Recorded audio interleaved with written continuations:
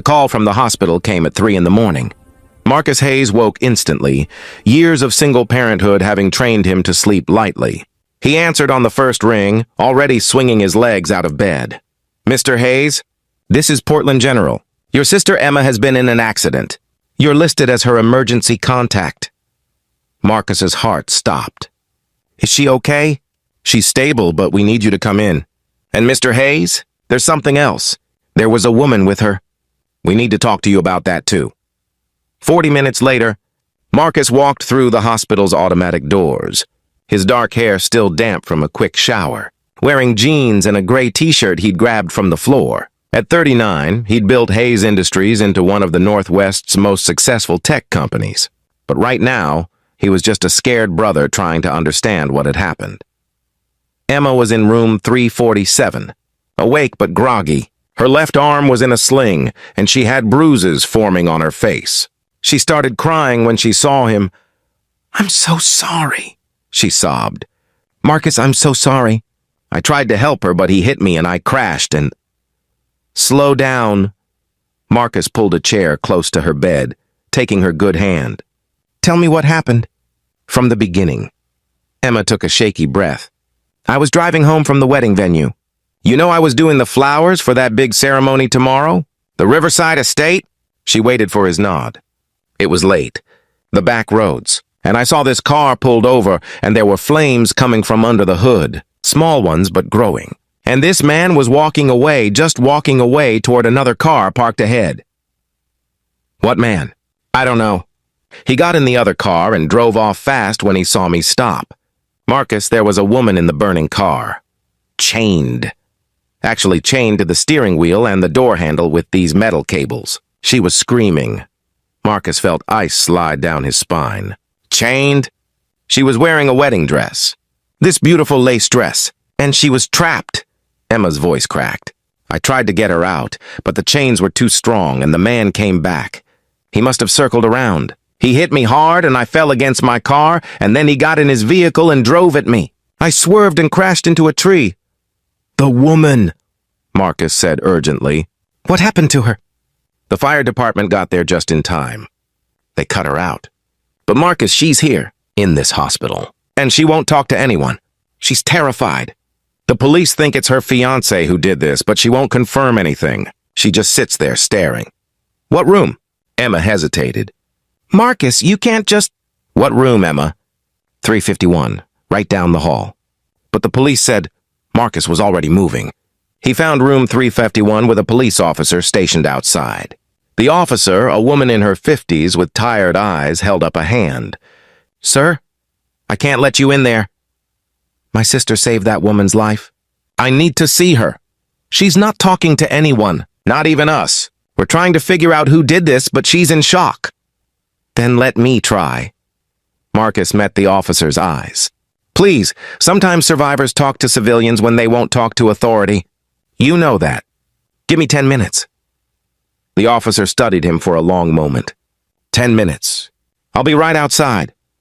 Marcus entered the room quietly. The woman sat in the hospital bed, staring out the window at the dawn starting to break. She had brown hair pulled back in a messy ponytail, and even in a hospital gown with bandages on her wrists where the chains had cut her, she had a delicate beauty that caught Marcus off guard. She didn't look at him when he came in. "Hi," Marcus said softly, pulling up a chair but keeping his distance. "My name is Marcus. My sister Emma is the one who stopped to help you. She's down the hall. She's worried about you." No response. The woman continued staring out the window. Marcus sat in silence for a moment, then spoke again. "I'm not going to ask you what happened. I'm not going to ask you any questions at all. I just wanted you to know that Emma is okay. Bruised and shaken, but okay. And she said to tell you that she's glad you're alive. That's all. That's the only message." For the first time, the woman's eyes moved. She looked at Marcus, and he saw the depth of trauma in her gaze. Terror, shame, exhaustion.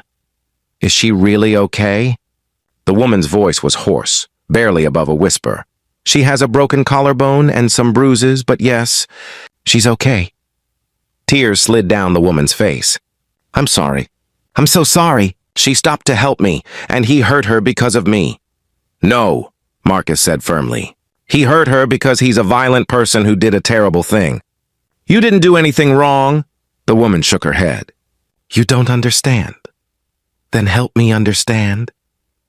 She was quiet for so long, Marcus thought she wouldn't answer. Then my name is Sophie. Sophie Richardson. I was supposed to get married yesterday at the Riverside Estate. Marcus felt something click. The same venue Emma had been working at. What happened? I found out 3 days ago that everything was a lie. Sophie's voice was flat, emotionless in the way of someone who'd gone beyond feeling. His name isn't even real. Gregory Nash. Except he's actually Gregory Brennan and he's wanted in 2 other states for fraud. He marries women, drains their bank accounts, and disappears. I found the documents in his car. Bank statements from accounts in my name I never opened. Transfers I never authorized. You confronted him? I was stupid. I should have just run. But I confronted him the morning of the wedding. I thought maybe there was an explanation. Maybe I was wrong. She laughed bitterly. He was so calm. He said we'd talk about it after the ceremony, that we shouldn't let my cold feet ruin the day. He convinced me to get dressed, to go through the motions, and we'd sort it all out later. But that's not what happened. We were driving to the venue, just us in his car. He said he wanted a few moments alone with me before the chaos started. Then he pulled over on that empty road and pulled out the chains. Sophie's voice broke.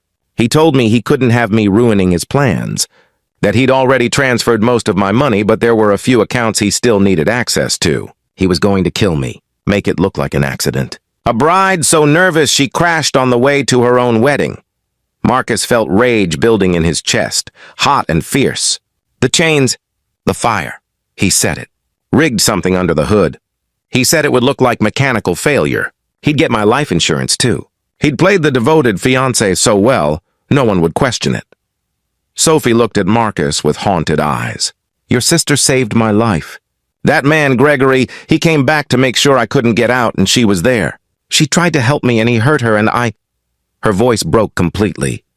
I've destroyed so many lives. I brought him into my world. My family spent thousands on this wedding. My parents mortgaged their house to give me the perfect day, and all of it was a lie.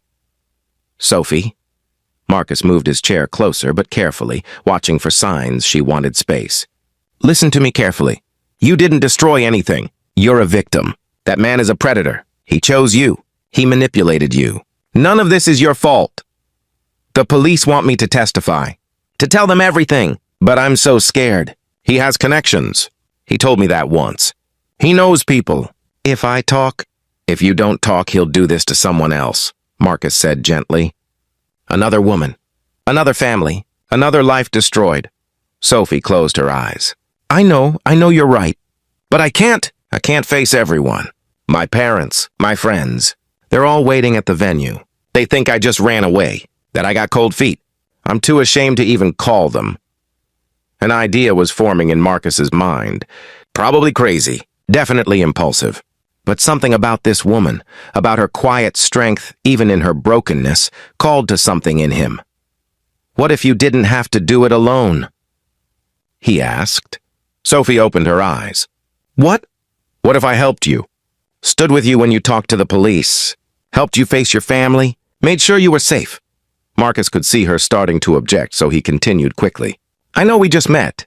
I know this sounds strange, but my sister risked her life for you. That means something to me, and I have resources, security, lawyers, whatever you need to make sure Gregory Brennan faces justice and never hurts anyone again. Why would you do that?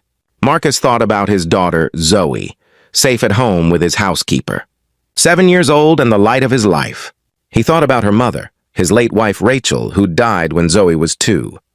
He thought about all the times he'd needed help, and someone had offered it freely, expecting nothing in return.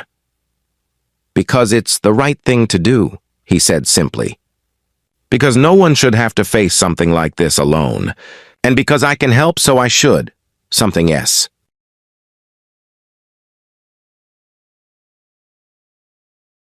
Sophie stared at him for a long moment. Then, barely audible, okay. The next 6 months were a whirlwind. Marcus hired the best lawyers, He arranged for Sophie to stay in a secure apartment while the investigation proceeded. He stood beside her through police interviews, depositions, the moments when she broke down and couldn't continue. Gregory Brennan was arrested trying to leave the country. Evidence linked him to similar crimes in 4 states. 6 other women came forward once Sophie's case made the news. Marcus watched Sophie transform through the process. The terrified woman in the hospital bed became someone stronger. Still gentle, still kind, but no longer fragile. She started therapy. She went back to work at the elementary school where she taught. She slowly rebuilt her life. His own life got complicated in ways he hadn't expected. Zoe adored Sophie. They'd met by accident when Marcus brought his daughter to a meeting at the secure apartment, childcare having fallen through. Sophie had spent an hour teaching Zoe to make origami animals, and his daughter had been smitten ever since. "Is Miss Sophie your girlfriend?" Zoe asked one evening over dinner. "No, honey. Miss Sophie is my friend. I'm helping her through a difficult time." "But you smile different when you talk about her," Zoe observed. "Like how you smile in the pictures with Mommy." Marcus's heart clenched. "Do I?" "Uh-huh. It's nice. I think Mommy would like Miss Sophie." Later that night, Marcus sat in his study looking at photos of Rachel. They'd been high school sweethearts, married at 22. She died in a car accident 5 years ago, and for a long time, Marcus thought he'd never feel that way about anyone again. But Zoe was right. When he thought about Sophie, turd that had been dormant for years, hope, maybe, or possibility. The trial ended with Gregory Brennan sentenced to 25 years. Sophie's family had rallied around her once they knew the truth. Her father had personally thanked Marcus for keeping his daughter safe.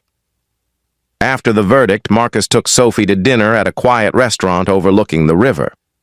She wore a simple blue dress, her hair down around her shoulders. She looked lighter than he'd ever seen her. "I have something to tell you," she said over dessert. "I'm moving." Marcus felt his stomach drop. "Moving? Where?" "About 20 minutes from here, actually. I found a small house near the school where I teach. It's mine! I used what little money Gregory didn't steal, combined with some savings I had hidden, and I'm buying it. My place, my fresh start. That's wonderful, Sophie." He meant it, even as something ached in his chest. "There's more." She looked at him with an expression he couldn't quite read. "I've been thinking about everything that happened. About the night Emma found me. About you showing up at the hospital. About these 6 months. Sophie, let me finish, please." She took a breath. "Marcus, you saved my life.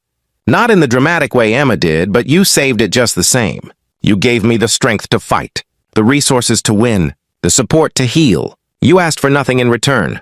You were just there. Every time I needed someone, you were there. I wanted to help. I know. And I need you to know that I'm not saying this out of gratitude or obligation. I'm saying it because it's true." She reached across the table and took his hand. "I'm in love with you. I think I've been falling in love with you for months, but I needed to be whole enough to be sure. To know it wasn't just trauma or dependency, but I'm sure now. I'm completely sure." Marcus stared at her, his heart pounding.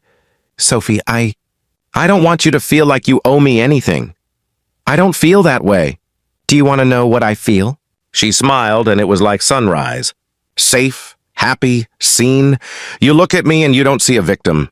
You don't see someone who was almost murdered by a man she trusted. You just see me. And when I look at you, I see someone kind and brave and exactly the person I want to spend my time with. "I'm 59 years old with a 7-year-old daughter," Marcus said. "My life is complicated. My schedule is unpredictable. I've been single for 5 years because I couldn't imagine letting anyone into my world." "Is that a no?"